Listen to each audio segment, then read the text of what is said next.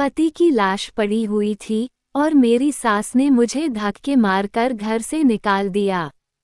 मैं रोती हुई जा रही थी कि अचानक मेरी नज़र एक औरत पर पड़ी, जो गोद में बच्चा उठाए चिल्ला रही थी, कोई मेरी मदद करो वरना बच्चा मर जाएगा। मेरे पास उस वक्त 1000 के नोट थे।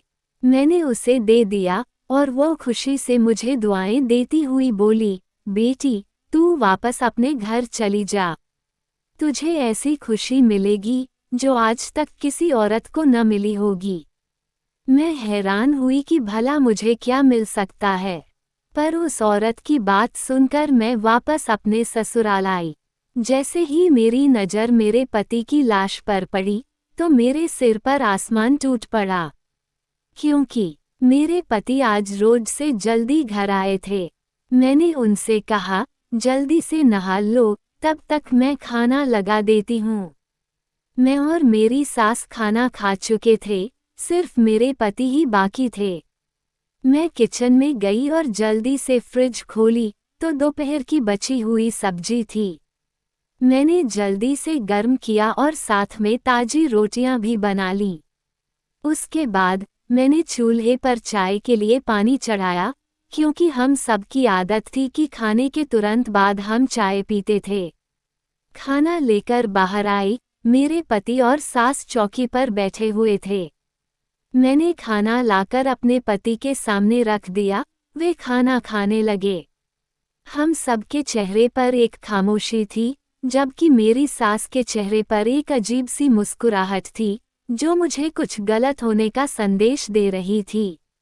लेकिन मैंने इस ख्याल को झटक दिया। मैं नहीं जानती थी कि मेरी जिंदगी में आगे कौन सा तूफान आने वाला है। मैं उठकर किचन में आई तो देखा कि चाय उबल चुकी थी। मैंने चाय कप में छानी और ट्रे उठाकर बाहर निकल गई, लेकिन आगे का मंजर देखकर मेरे हाथ से ट्रे नीचे गिर गई और जैसे लगा किसी ने मेरी जान निकाल दी हो। मेरे पति चौकी पर लेटे हुए थे और जोर से अपना सीना मसल रहे थे।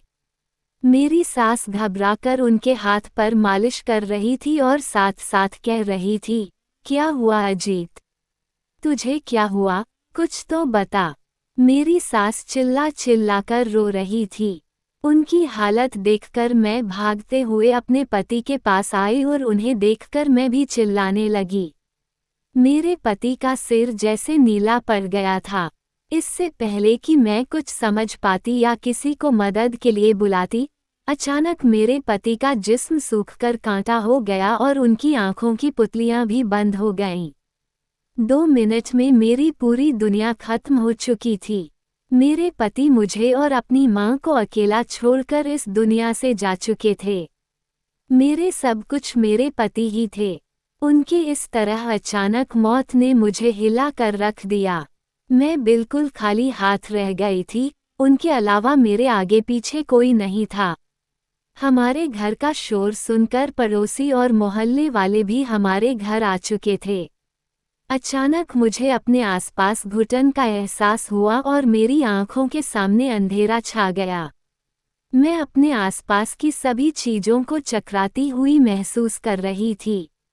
मैंने दीवार का सहारा लेने की कोशिश की, लेकिन मैं अपना सुध बुध खो बैठी थी और अगले ही पल में मैं अपने शरीर के सारे वजन के साथ जमीन पर गिर गई। मुझे होश आया तो मैंने खुद को अपने कमरे में पाया। मेरा सिर अभी भी भारी था। मैंने इधर उधर देखा तो अगले ही पल मेरे पति का बेजान वजूद मेरे नज़रों के सामने आया। मैं जल्दी से उठकर बाहर आई। सुबह हो चुकी थी। मैं पूरी रात बेहोश थी।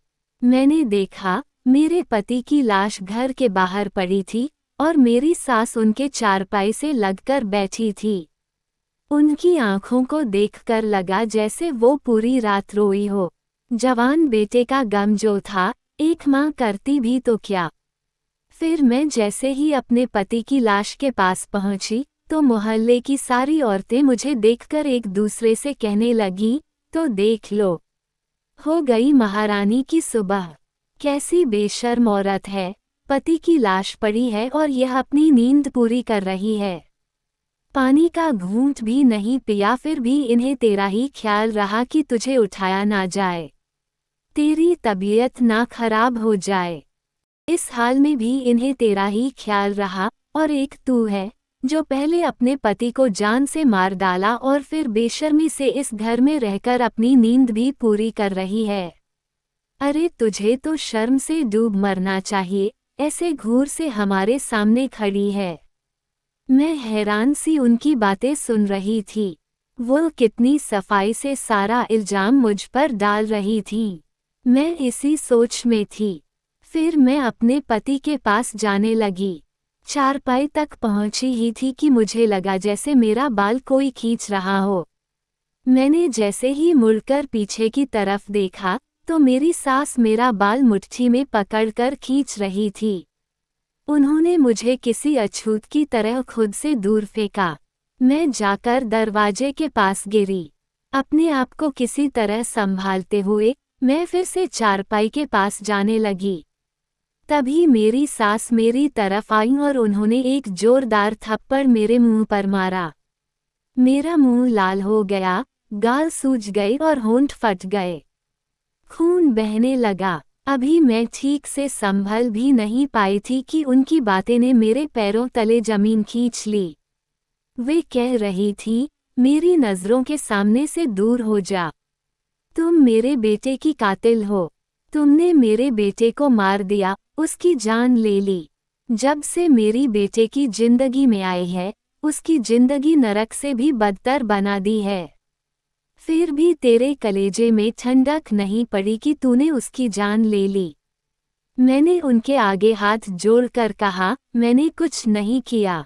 मैंने उनकी जान नहीं ली। मैं ऐसा क्यों करूंगी भला? वह मेरे पति थे। आप मुझे उनके पास जाने से ना रोकें।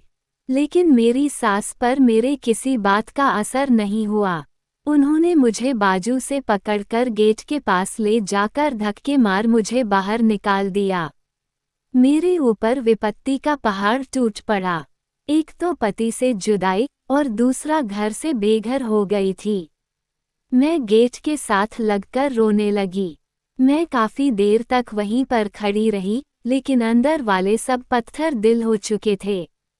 मैं टूटे हुए दिल के साथ सड़क पर चलने लगी। मेरा और कोई ठिकाना नहीं था, जाती तो और कहाँ जाती। अचानक मुझे एक औरत की आवाज़ सुनाई दी। वह कह रही थी, भगवान के नाम पर कोई मेरी मदद करो, मेरा बच्चा 2 दिन से भूखा है, कोई तो मेरी मदद करो, कोई तो मुझ पर रहम करो। मैंने देखा, मेरे साड़ी के आंचल में बांधने के वक्त मेरे पास 1000 के नोट थे। मैंने वह नोट उस औरत को दे दिया।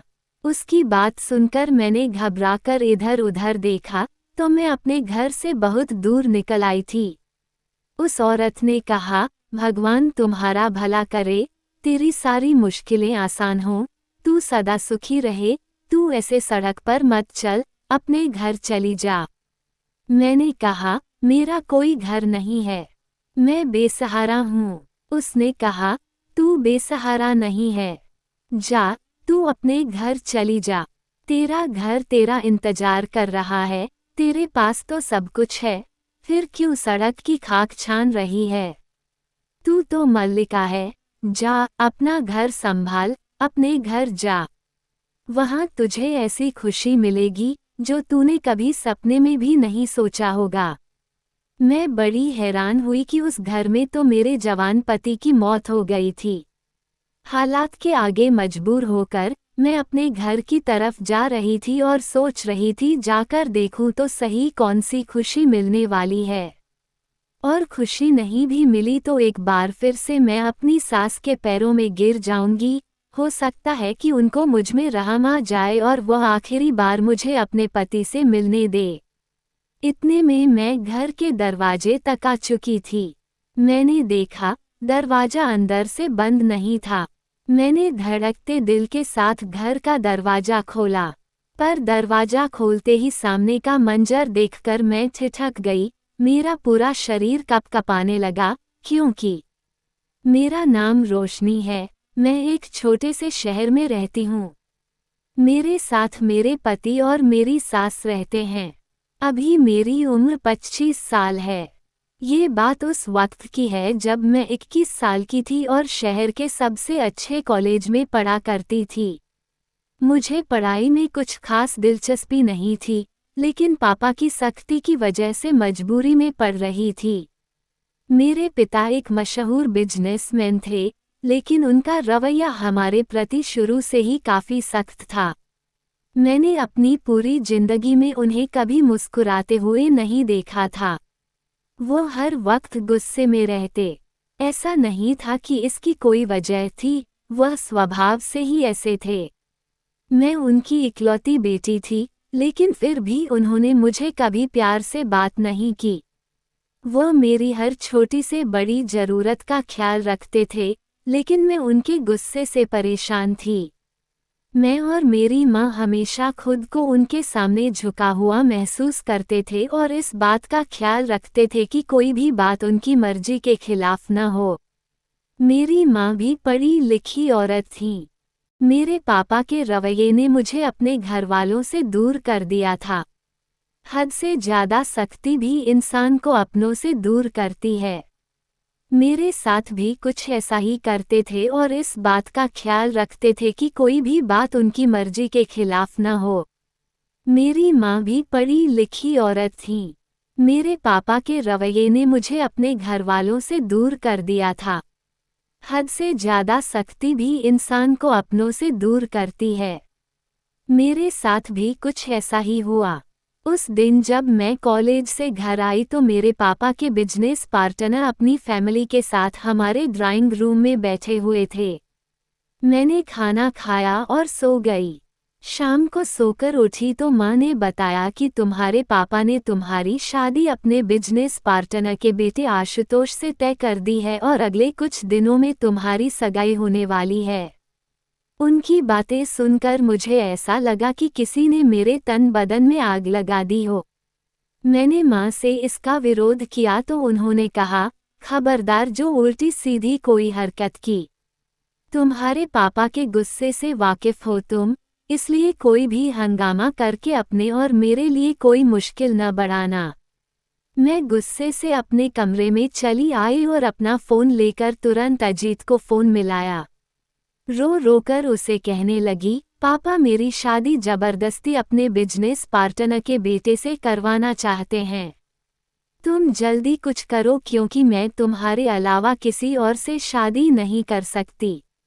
अजीत ने कहा, तुम फिक्र मत करो, मैं जल्दी ही कुछ करता हूँ। मैं बहुत परेशान थी। दरअसल मैं अपने क्लासमेट अजीत से प्यार करती थी। अजीत दिखने में ठीक ठाक था, लेकिन मैं उसके लिए कुछ भी कर सकती थी क्योंकि वह बहुत अच्छा था। उसके घर पर सिर्फ उसकी माँ और वह रहते थे। उसके पिता बहुत पहले ही गुजर चुके थे। उसकी बड़ी बहन थी, जिसकी शादी बहुत पहले हो चुकी थी। अजीत के पिता का एक छोटा सा कारोबार था, जिसे वह अभी संभालता था। लेकिन मुझे इस बात से कोई एतराज नहीं था क्योंकि मैंने कभी भी अपने पैसे पर घमंड नहीं किया था। दिन ऐसे ही गुजरते गए और मेरी सगाई आशुतोष से हो गई, लेकिन मैं शादी से खुश नहीं थी। धीरे धीरे मेरी शादी का दिन भी आ गया। मेरी शादी के एक हफ्ते पहले अजीत और उसकी माँ मेरे लिए रिश्ता लेकर आए थे। ये सब देखकर मेरे पिता ने उन्हें बेइज्जत करके घर से निकाल दिया और मेरा मोबाइल भी ले लिया।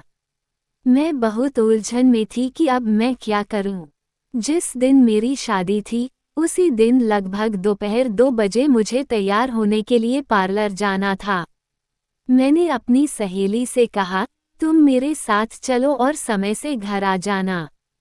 उसने सहमति में सिर हिला दिया और हम दोनों गाड़ी में बैठकर पार्लर के लिए निकल गए। मैंने जल्दी से अपनी सहेली के हाथ से मोबाइल लिया और तुरंत अजीत को फ़ोन मिलाया। अजीत ने पहले बहुत नाराज़गी जताई, तुम्हारे पापा ने हमारे साथ अच्छा नहीं किया। उन्हें मेरी माँ की बेइज्जती नहीं करनी चाहिए थी, लेकिन फिर भी मैं तुम्हारी खातिर सब कुछ भूलने को तैयार हूँ। मैंने कहा, अब हमारे पास एक ही रास्ता है कि हम दोनों भागकर कोर्ट मैरिज कर लें। मैं पार्लर में हूँ, तुम आओ और मुझे लेकर चले जाओ। हम आज ही कोर्ट मैरिज कर लेते हैं। अजीत ने कहा, क्या ये सब ठीक होगा? मैंने कहा, सब ठीक हो जाएगा। मैं उनकी इकलौती बेटी हूँ, धीरे धीरे वे सब कुछ भूलकर मुझे अपना लेंगे। अजीत ने कहा, ठीक है, मैं तुम्हारे पार्लर के आसपास ही खड़ा रहूंगा। पार्लर के बाहर पहुंचते ही मैंने ड्राइवर को बहाने से घर भेज दिया और कहा कि मेरा लहंगे का मैचिंग दुपट्टा घर पर ही छूट गया। ड्राइवर के जाने के बाद मैंने तुरंत अजीत को फ़ोन मिलाया और उसे बुलाया। वो अगले ही पल मेरे पास आ गया। मैंने अपनी दोस्त को सब कुछ समझा दिया और उसके बाद मैं अजीत के साथ चली गई। हम दोनों ने मंदिर में जाकर शादी की और उसके बाद मैं अजीत की दुल्हन बनकर उसके घर आ गई। मुझे यह नहीं पता था कि मैंने ये कदम उठाकर कितनी बड़ी गलती की थी। मेरे घर वालों को मेरे लापता होने की खबर मिलते ही घर में कयामत आ गई। मेरे पापा मुझे जान से मारने के लिए निकले, लेकिन माँ ने उन्हें समझा बुझाकर शांत किया। मेरी शादी को 6 महीने हो गए थे। धीरे धीरे अजीत का रवैया भी मेरे प्रति अजीब होता जा रहा था। मैं उनसे उनके रवैये के बारे में पूछना चाहती थी, फिर सोचा हो सकता है काम का प्रेशर ज़्यादा हो, इसीलिए परेशान हो। उस दिन भी हर रोज की तरह अजीत नाश्ता करके अपने काम पर चले गए थे। पीछे से मैंने अपने सारे काम निपटाए और सुकून से बैठ गई, क्योंकि अब मेरे पति को घर रात को ही आना था। कुछ देर बाद मैंने दोपहर का खाना बनाया और फिर मैंने और मेरी सास ने खाना खाया। खाना खाने के बाद मैं अपने कमरे में जाकर आराम करने लगी। तभी मेरे कानों में मेरे पति की बाइक की आवाज़ सुनाई दी। मुझे बड़ी हैरत हुई कि वह आज इतनी जल्दी कैसे आ गए। मैंने जाकर देखा तो मेरी सास बाहर आकर बैठी थीं।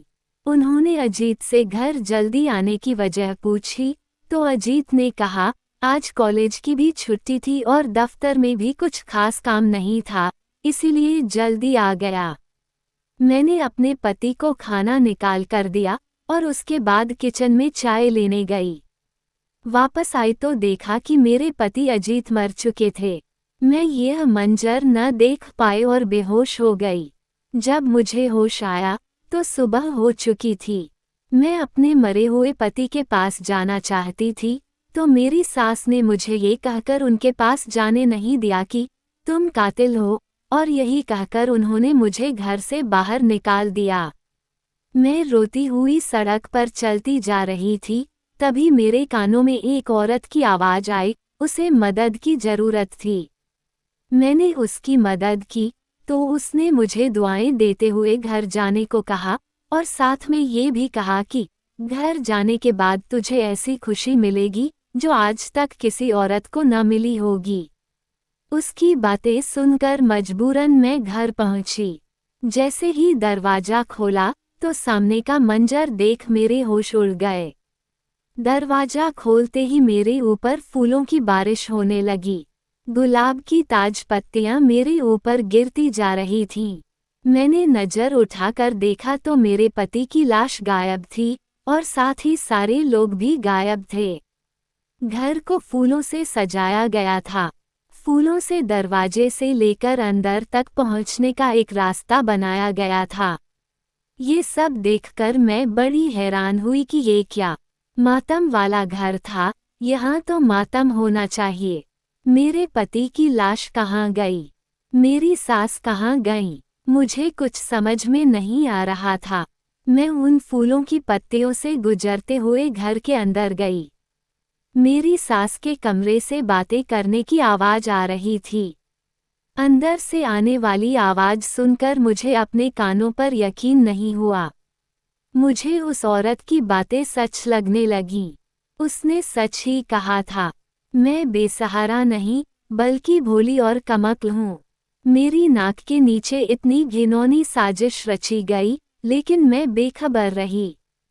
कैसे मोहब्बत की आड़ में मेरे साथ इतना गंदा खेल खेला गया। मेरी सास मेरे पति से कह रही थी, सारी तैयारी हो गई है, तुम जाकर उसे कहीं से भी ढूंढ कर लाओ। मेरे पति ने कहा, मैं तो उसकी नज़र में मर चुका हूँ, वह कैसे आएगी। मेरी सास ने कहा, वह बहुत भोली है, तुम उसके सामने कोई बहाना कर देना, जैसे कि मैं बेहोश हो गया या कुछ और किसी भी कीमत पर उसे वापस लेकर आओ। तुम जानते हो न, जिस मकसद के लिए तुमने उससे शादी की थी, वह अब जाकर पूरा हुआ है। अब उसे ऐसे तो नहीं जाने दे सकते ना। कितना इंतजार किया था मैंने इस दिन का। मैं कितनी खुश हुई थी जब तूने मुझे आकर बताया कि तुमने बहुत अमीर लड़की को अपने जाल में फंसा लिया है। लेकिन मुझे क्या पता था कि उसका खड़ूस बाप इतना सख्त होगा। जब तुम दोनों भाग गए तो मैं यही समझी कि वो अपनी इकलौती औलाद को माफ कर देगा। लेकिन नहीं, उसके बाप ने तो सारा प्लान ही चौपट कर दिया। और इसको देखो, लैला कहानी की तरह तुम्हारे से चिपक कर ही बैठ गई। मैंने तो तुम्हारी मौत का ड्रामा इसलिए रचाया था कि उसे पर इल्जाम लगाकर उसे घर से निकाल दूंगी, क्योंकि उसके मायके से तो एक फटी कौड़ी भी नहीं मिलनी थी। हम कब तक उसे मुफ्त में रोटियां खिलाते रहते। इसलिए मैंने जानबूझकर तेरे खाने में बेहोशी की दवा मिलाई, स्प्रे से जाग भी लगा दी, और खून का क्या, जरा सा कट लगा और तेरे नाक और मुंह खून से भर गए। मैं हैरत से खड़ी उनकी बातें सुन रही थी। अब और क्या सुनना बाकी था। अगली बात सुनकर तो ये पहले तो बस छोटे मोटे झटके थे, मेरी सास की अगली बात ने मेरे जिस्म से जान ही निकाल दी। मैं बेहोश होकर फर्श पर गिर पड़ी। मेरे पति और सास ने कुछ गिरने की आवाज़ सुनकर दरवाजे की तरफ देखा तो उनके चेहरे पर खौफ के साए मंडराने लगे। उन्होंने मुझे उठाकर बिस्तर पर लिटा दिया और जब मुझे होश आया तो मेरा पति अजीत कमरे में बेचैनी से टहल रहा था।